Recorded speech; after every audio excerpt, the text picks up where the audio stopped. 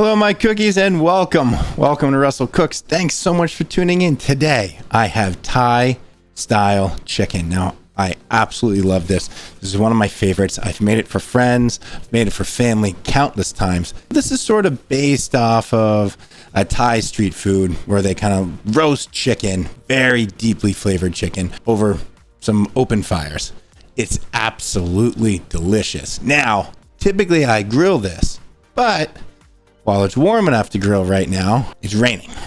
So when life gives you lemons, sometimes you have to roast them in the oven rather than grill them. So today I'm going to be using my oven to get that same flavor.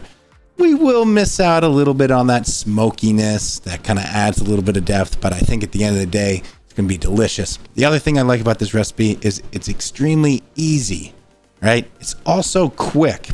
It does take some brining time, so it's one of those things where the night before you prep your chicken, you get it in the fridge, and then the following day, cook it up. It's easy. Throw it in the oven. We're also going to be doing a dipping sauce. Now, I love a sweet and sour dipping sauce. This one is to die for. Absolutely love it. So now that we know what we're doing, let's gather our ingredients. You're going to need salt, cilantro, ground coriander, dark brown, light brown sugar, doesn't matter. Brown sugar, fish sauce. It is a staple in Thai cuisine. It should smell pretty much like a wet dog that's been dead for a few weeks, but it adds so much depth and umami and deliciousness that you need this. This is kind of like what makes it happen. Thai chilies, red or green, doesn't matter. Garlic, white pepper. Now, if you don't use white pepper, you don't have white pepper, you don't need to run out and buy it. It adds extra flavor that kind of gives it more of an authentic feel, but we're gonna omit that so you don't have to go out and just buy it for a specific ingredient. However, if you have it or you use it elsewhere, you're gonna need about 2 teaspoons. All right, I got that here. Now for the dipping sauce, that's where these chilies are gonna go in. You're gonna need distilled white vinegar, granulated sugar, and last but not least, you are going to need 1 whole chicken. Now I opted for 2 halves, mainly because it was $4.99 a pound, whereas the whole chickens were $8 a pound. Also, they've already been spatchcocked. So we were gonna spatchcock it anyway. If you've seen me stream elsewhere, you've seen me take the spine out. It's easy, you flatten the bird down. This cooks quicker, all right? Also marinates a little bit quicker. Best part about this recipe is you can scale it. So if you wanna serve 12 people, you can do more chickens. So we gather our ingredients. The prep is so simple. So simple. Grab your food processor. I just happen to have one right here. Shocking. We're going to need our cilantro, garlic, fish sauce, brown sugar, coriander, white pepper. First things first, I'm going to start with the brown sugar. Granulated sugar will work here. Add a little bit of molasses. I like that depth if you don't have brown sugar. I got dark brown sugar. I'm doing 1/4 cup, packed. 1/4 cup fish sauce. 2 teaspoons white pepper.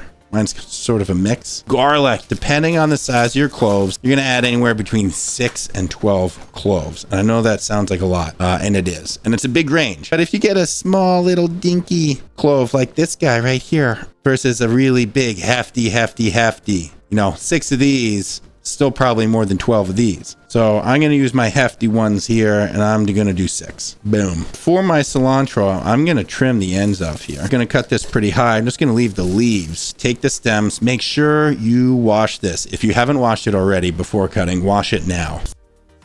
Coriander, 1 heaping teaspoon. Kosher salt, you want about a tablespoon. This is a marinade. This is like a brine. It's not all, you're not going to eat it all. It's okay if it's a little bit over seasoned. I'm just going to let this go.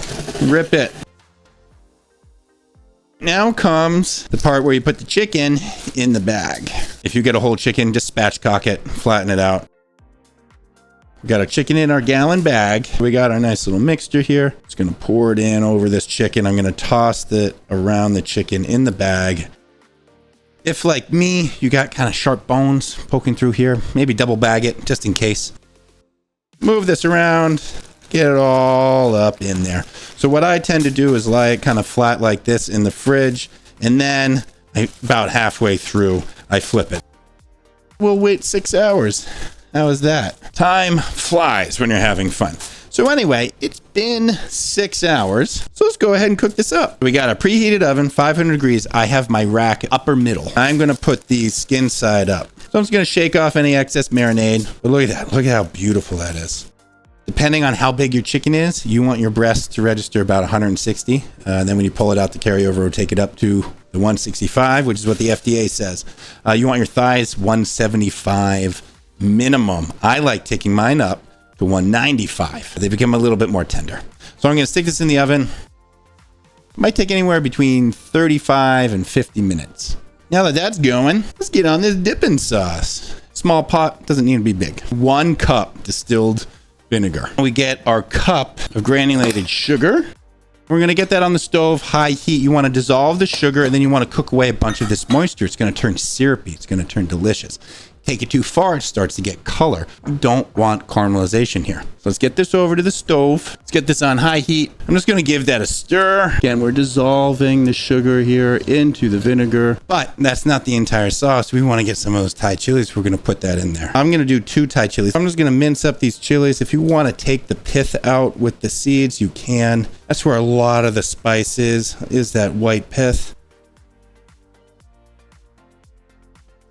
We're boiling now. It just came up. You want to cook this down for 5 to 15 minutes. It depends on the size of your burner, how rapid the boil is. You want to cook it down until it gets kind of syrupy. You can taste it along the way. Be careful. It's going to be ripping hot. But if the vinegar is still too potent and kind of hits you, kind of like a kick in the teeth, you need to go a little further. Once you get it down, you'll notice it might just be beginning to change color to a golden. Stop it right there. You're good.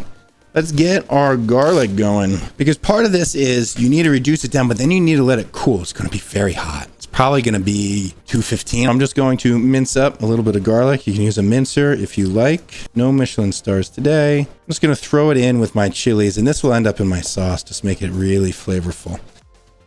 We need to let it cool.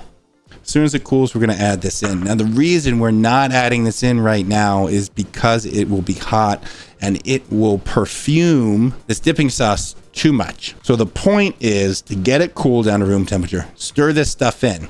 So when you get a little bite of garlic, that's when you get the garlic. When you get a little bite of pepper, that's when you get the pepper. If you dump it in when it's still hot, everything will taste garlicky and peppery. And while you might think, oh, hey, that's nice, you kind of want that separation. So you want it there when it's there. You want that little pop of garlic. You want that little pop of pepper. You don't want everything all the time, always at once. I'm going to let the carryover cooking take these up while it rests. I'm going to let it rest. I don't want to say 10 minutes, but I'm going to say 10 minutes. I still think that this is not coming out on the screen as good as it is in person. It looks like there's black and white and a little bit of brown, but this to me, you got some char here, and then it's just mahogany. So we're gonna let that chill out for a bit. Let's get our garlic and chilies in there. Here we go.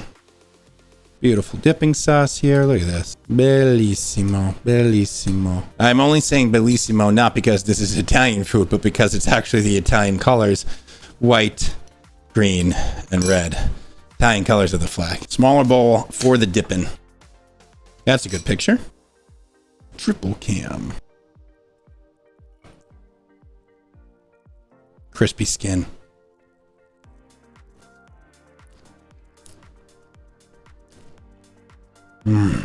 Crunchy. Perfectly seasoned. We marinated it. Oh my gosh. That salt really brined the whole thing. So juicy. This juiciness falls right off the bone. Let's dunk it in our sauce here. God, that's a home run. Spice from the chilies come through. I got a little bit of that chili in. Sweet, sour. Coriander's coming through a little bit too. Fish sauce. I added a little bit of umami. It doesn't taste like how it smells. It doesn't even really taste. Just added a good amount of salinity and some depth. I love it. I love it. Let's dig in. I'm just going to rip it. Look at this. Look at how juicy it is. I don't know how to describe this. It's just delicious. The chicken, super flavorful. You get that huge chicken flavor. It's juicy. It's moist. You get that sweet and sour dipping sauce. And then the spice comes in. You're hitting all the flavor points. Savory chicken, the fish sauce, savoriness, saltiness, sweet, sour, and then the heat from those peppers. So that was Thai style roast chicken. If you like what you saw, don't forget to check me out. I'm on Twitch, YouTube, Instagram, TikTok, and Twitter. Thanks so much for tuning in. I hope to see you next time. Take care.